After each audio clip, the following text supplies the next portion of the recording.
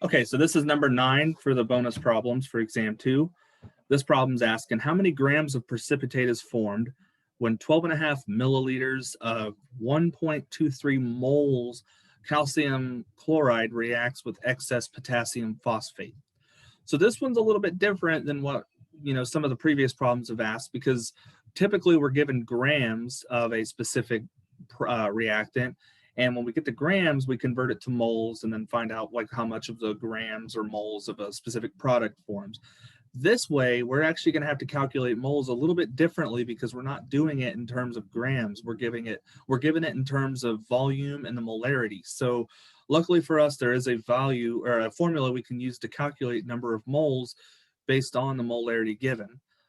So before we do that, though, we need to first of all write an equation for this reaction and balance it so then it does have the proper setup, and we can figure out the correct amount of moles and everything else that goes with it. So the one key factor, the bonus factor for this problem, is we don't have to worry about a limiting reagent because we're told that we're given an excess amount of potassium phosphate. So because it's excess, that's already the excess reactant. We don't even have to worry about trying to find it. So we can already guarantee ourselves that calcium chloride is limited. So we can just call that our limiting reactant.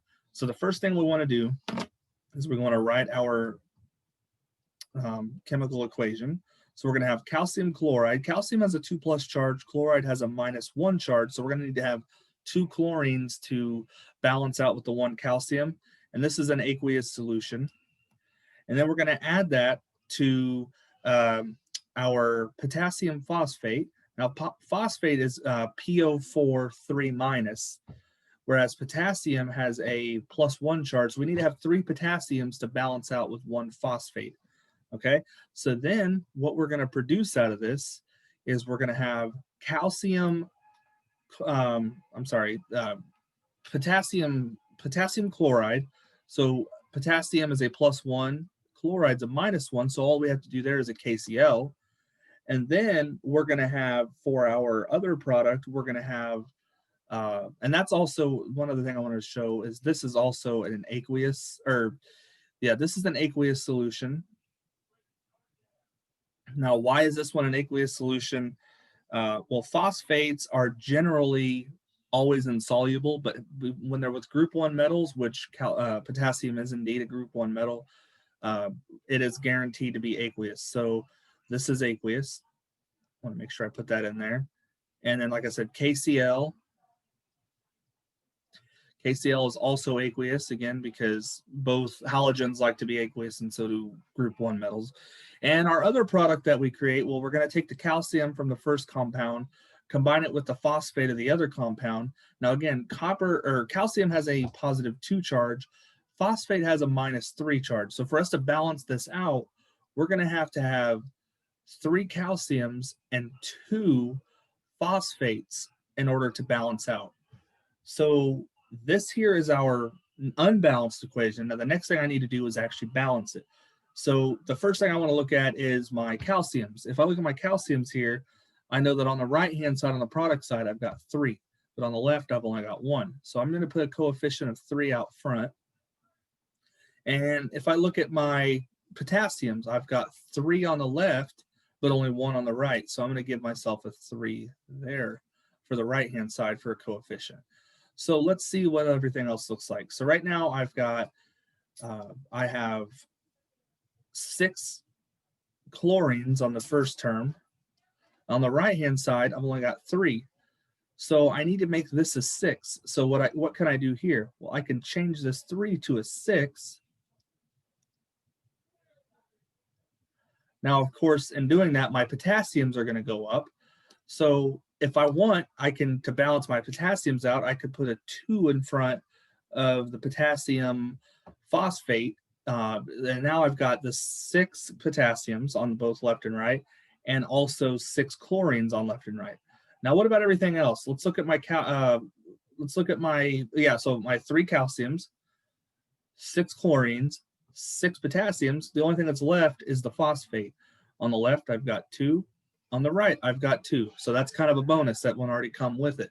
So this right here is my balanced chemical equation. So now the next thing I want to do is I want to determine how many moles there are in this given calcium chloride, because we obviously have a formula where we know that the molarity is equal to the number of moles divided by the volume in liters. Now this is number of moles and this is volume in liters. So right now we're giving it to us in milliliters, so we'll have to convert that to liters.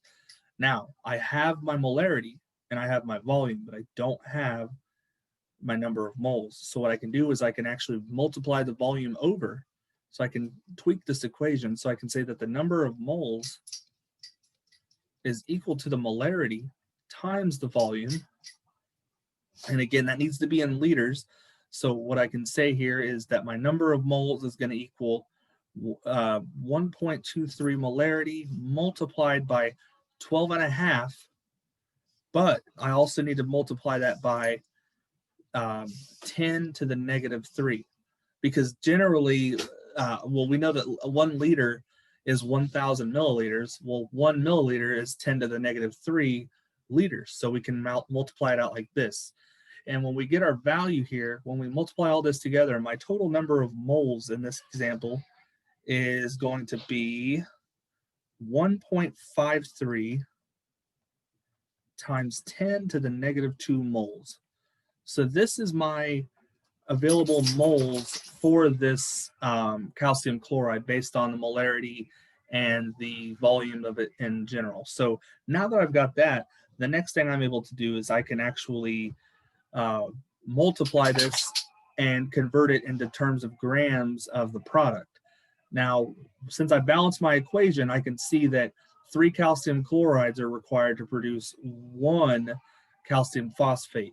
So let's go ahead and let's start doing our conversion. So we know that we're going to have 1.53 times 10 to the negative 2 moles of calcium chloride. Now I don't have to worry about grams in this example, so all I need to go is directly into moles, the molar ratio.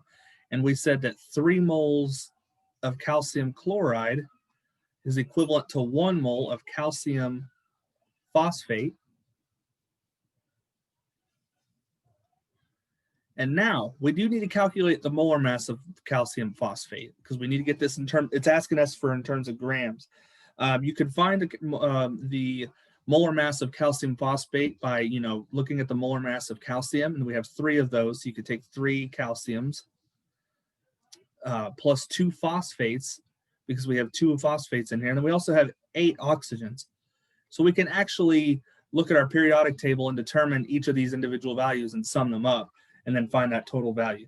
What I got was 310.18 grams of calcium phosphate. And that's going to be equivalent to 1 mole of calcium phosphate. So now we have all the values we need. Everything's in terms of grams, because we're going to cancel our moles. We're going to cancel our moles of calcium phosphate. So everything is now going to be in terms of calcium phosphate in grams. So when we multiply everything together, we're going to multiply 1.53 times 10 to the negative 2 times 310.18 divided by 3. And what that's going to give me is a final value of 1.59 grams of calcium phosphate produced